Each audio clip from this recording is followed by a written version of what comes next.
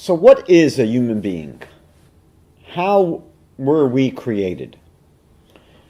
So our Torah explains in the beginning of Bereshit, the beginning of the book of Genesis, chapter 2, verse 7, that God formed the human from the dust of the earth, and then God blew into his nostrils a soul of life, and the human became a living being. The Aramaic translation of the Torah, called the Targum, translates these words, living being, in Hebrew nefesh chaya, as ruach mimalala, a speaking spirit. The idea of the human being, what makes us uniquely human, more than our opposable thumb, according to our tradition, according to the Targum, is the fact that we can speak and we can communicate. Our tradition speaks about different levels of existence. There is what we call domain, inanimate material like rocks or salt, and then the next level up is called someach, plant life. And then the next level up is called chai, animal life. And then the higher level, the highest level, is called medaber. That's the human being. But the word that's chosen to describe the human being, medaber, means the speaker, the one who speaks.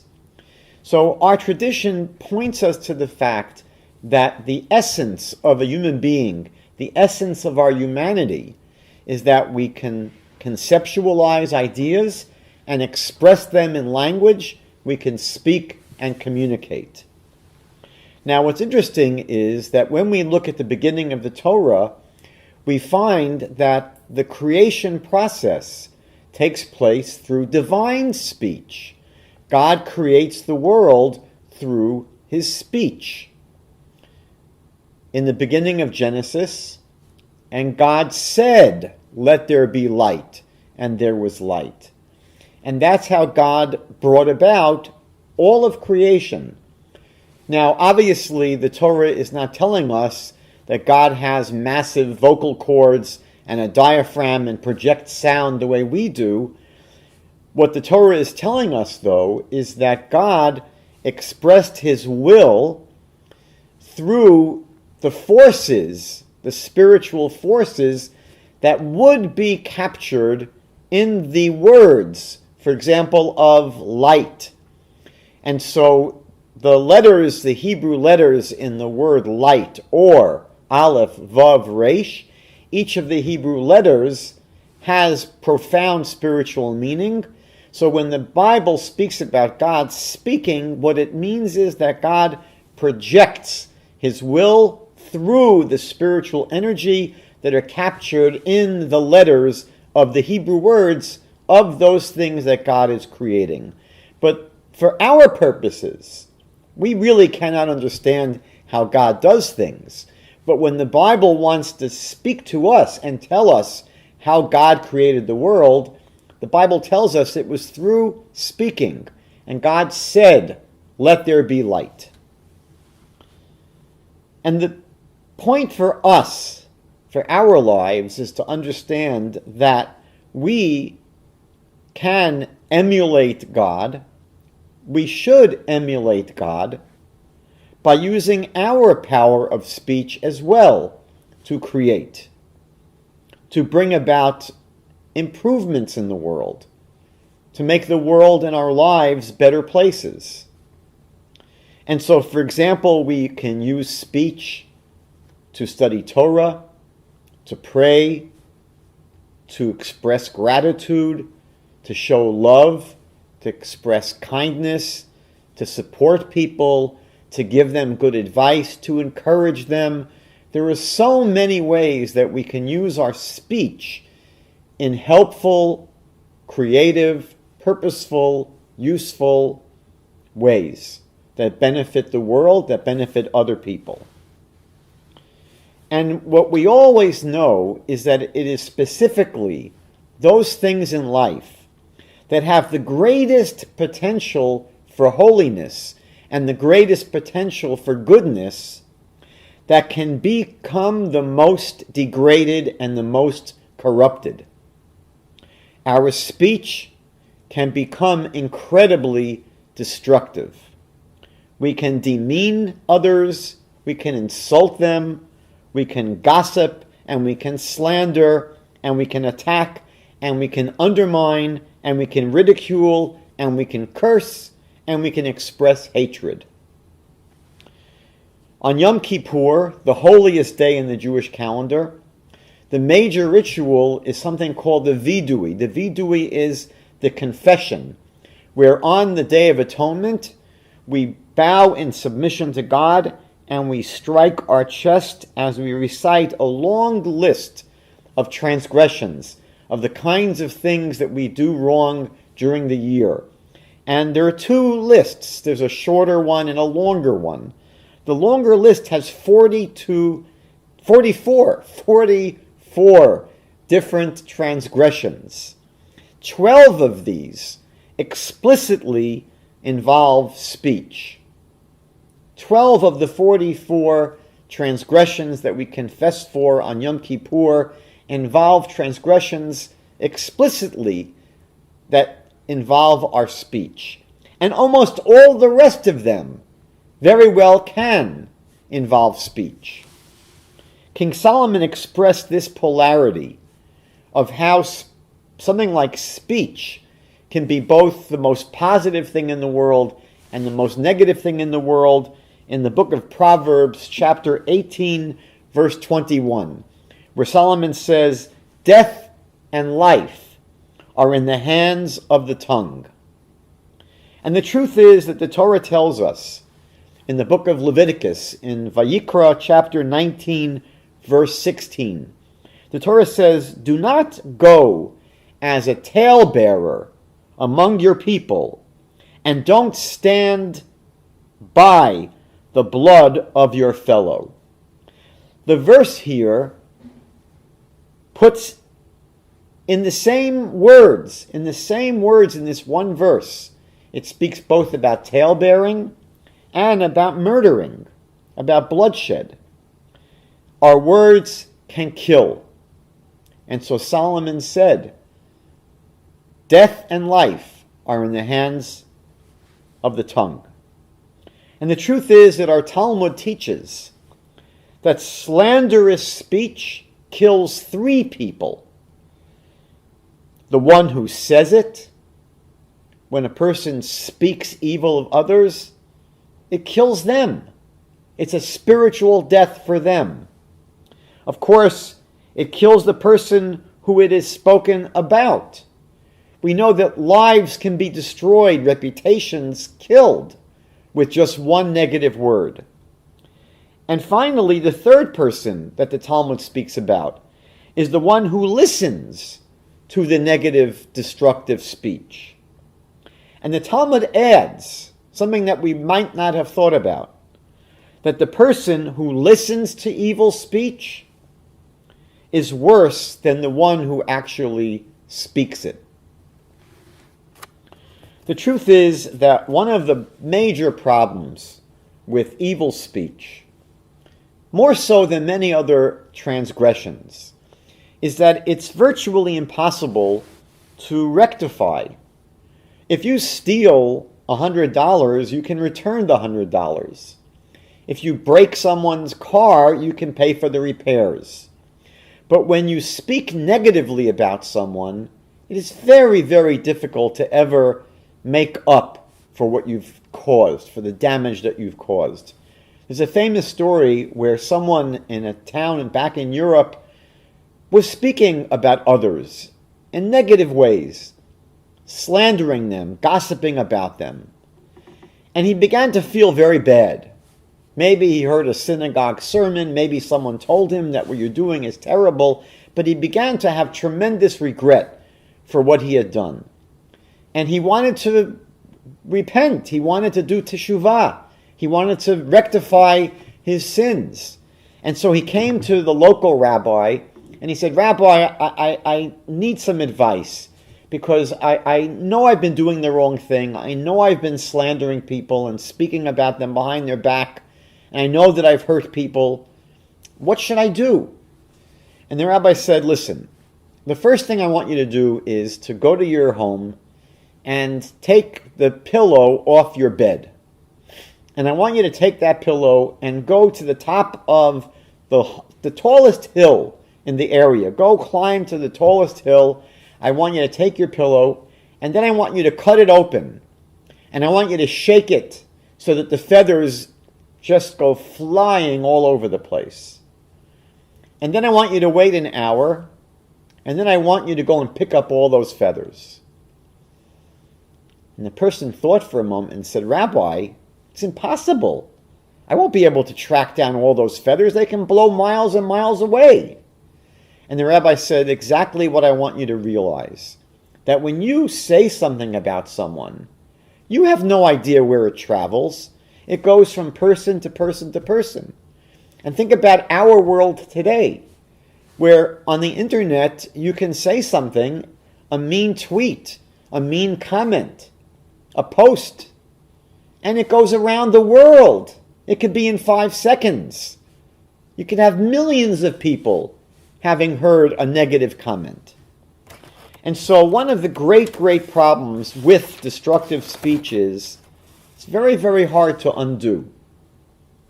In the Torah, we find several chapters in the book of Leviticus and Vayikra dealing with an unusual phenomenon. This phenomenon is called tzara'at. And these are basically white patches, unusual white patches that can appear on a person's skin, but they can also appear on a person's garments, and they can even appear on the walls of a person's house. Now, often in translations of the Torah, it's translated tzara'at as leprosy, but it's obviously not leprosy. People don't get leprosy on their clothing or the walls of their house. This is very obviously a spiritual manifestation. And our sages tell us that one of the possible and most likely causes of tzara'as was evil speech. That when you spoke negatively about others, the result could be that you could get tzara'at on your skin, on your clothing, on the walls of your house. And there was a purification ritual that involved 2 birds. When the person was going to become purified from this condition, from this manifestation, there was an entirely complex, involved ritual. We're not going to go into all the details, but basically it involved 2 birds. One of the birds was sacrificed, and the second was sent out free upon the open field. The rabbis explain that because tzara'as comes about as a result of slanderous speech, birds which are constantly twittering and chirping and chattering, that's why birds are used in the purification process. And one bird is sacrificed because this represents the destruction that can be caused by negative speech. But why is one of the birds set free? And so our sages teach that we're not only held responsible for our evil speech, but also for all of the positive words that we could have spoken, but we didn't, because we were involved with speaking ill of others. So there's really a double whammy. You spoke negatively, and that really prevented you from speaking positively. And we're held responsible for both. The sages of the Talmud couldn't do enough to express how terribly destructive, negative, slanderous speech is. In Hebrew, this kind of speech is called Lashon Hara, evil speech. And perhaps using hyperbole, the rabbis of the Talmud taught that Lashon Hara, this kind of evil speech, is worse than the 3 cardinal sins combined. The 3 cardinal sins for which you have to give up your life rather than transgress. Normally in Judaism, you can save your life and you can violate almost every law in the Torah. You can violate the Sabbath if it will save your life. You can eat on Yom Kippur, a fast day. You can eat ham if there's no other food to eat and you're going to starve. But there are 3 transgressions which you have to allow yourself to be killed rather than transgress. So if someone tells you that you have to kill someone else, or we will kill you, the Talmud says you can't kill the other person that's innocent. Who says that your blood is redder than his blood? So we're not allowed to murder other people to save our lives. We cannot worship idols. If someone is threatening our life, that you should worship idols or you'll be killed, we can't start worshiping idols. And finally, adultery or sexual immorality. We have to give up our life rather than do that. And the Talmud says, again, probably hyperbolically, that speaking ill of others, Lashon Hara, is worse than all 3 of these put together. But I don't think that our sages were exaggerating when they taught that the main cause of our present exile that began when the Second Temple was destroyed in the year 70 of the Common Era is sinat chinam, baseless hatred, which is expressed primarily through negative speech about other people. In modern times, it was the saintly Rabbi Yisrael Meir HaKohen of Radin who dedicated himself to clarifying and teaching the laws of speech and spreading the awareness about them. His famous work, which is based upon the verse in Psalms chapter 34, verses 13 and 14. The verse says, "Who is the person who desires life? Who is the person who wants to live? Who loves days of seeing good? Who is such a person?"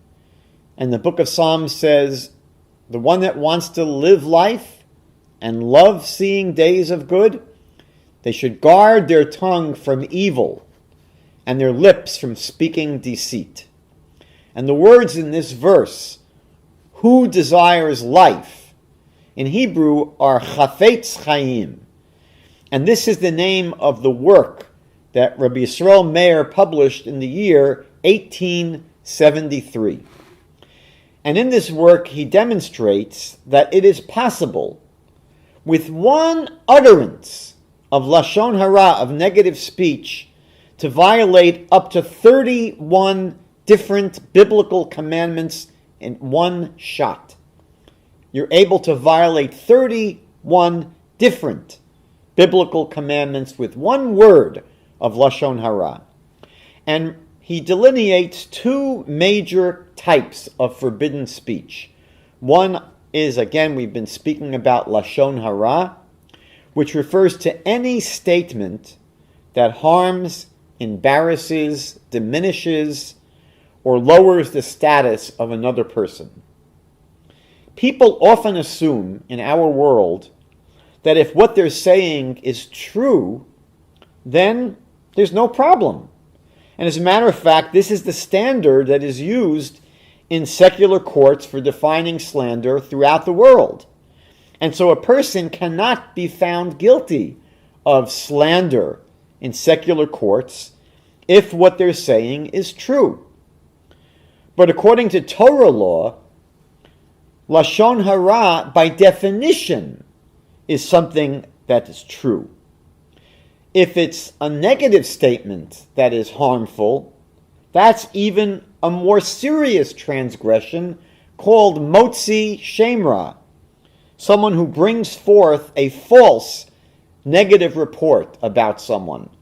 So by definition, Lashon Hara is something that's true about someone else, but it embarrasses them, it demeans them, it diminishes them. And the second kind of prohibited speech, according to Rabbi Yisrael Meir, is called rechilut, which is hard to translate but often rendered as tale-bearing.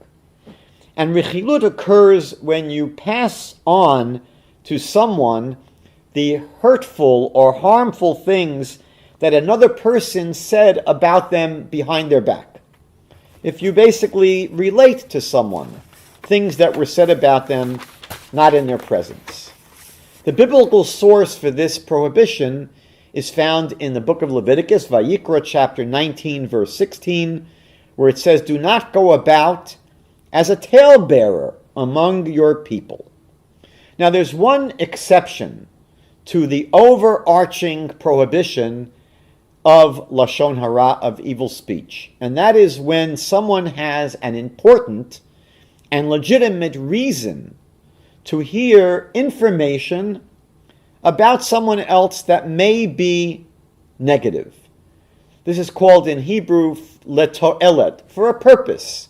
For example, someone asks you about a potential marriage partner. Someone is thinking about marrying person X, person Y. They don't really know them, but you know that person. And they ask you for a reference. Now, if you know that there are problems about this person, you are allowed to relate that information. Or someone wants to check with you about a person who applied for a job with them. And this applicant once worked for you, or you happen to know that person very well. So you are allowed, if you know, to relate something that is negative, because this person that's hiring has a need to know, and they have a right to know. Now, obviously, a third example would be in therapy. In a therapeutic session, it may be necessary at times to share negative information about someone else, and obviously this is for an important purpose, but here it probably is not necessary for the therapist to know the identity of the person you're speaking about. You don't have to share their name.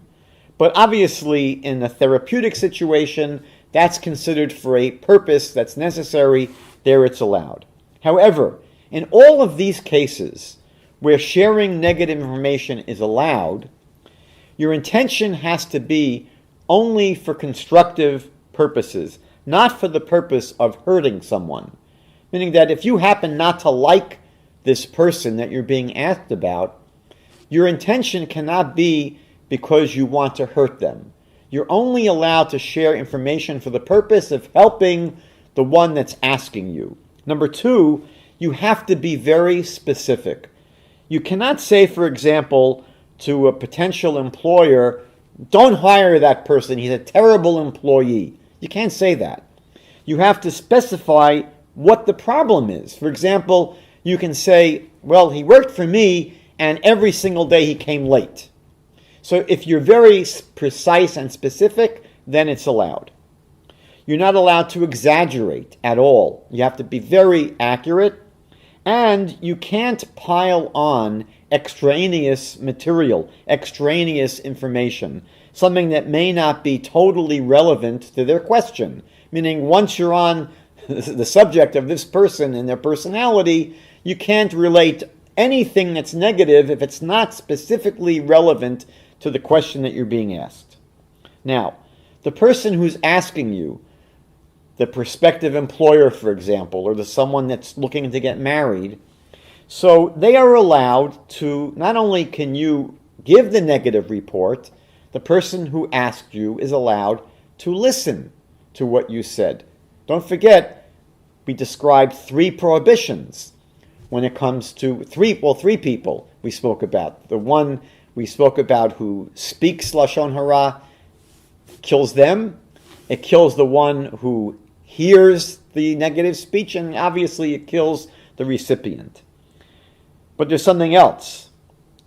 Aside from the fact that the person asking here is allowed, in a case of need, to hear the negative report, but they're not allowed to believe. They're not allowed to believe absolutely what you've told them. This means that if a third party comes to them and says, I'm thinking of hiring Joe, what can you tell me? So the person you spoke to cannot tell the third party, don't hire Joe, he comes late to work every day. The person you spoke to cannot say that because they're not allowed to absolutely believe what you told them. They're only allowed to listen to what you've said and to exercise caution, but they're not allowed to believe it such that they know it for a fact and they're able to then relate it to someone else. This is a very important caveat.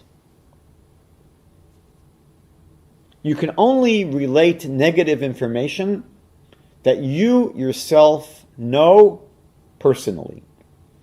And what's clear in our world is that if you listen to the conversations of people in our lives, in the workplace, when people are getting together at a party, you will unfortunately hear that a huge percentage of conversation centers around discussing other people, and often in negative ways.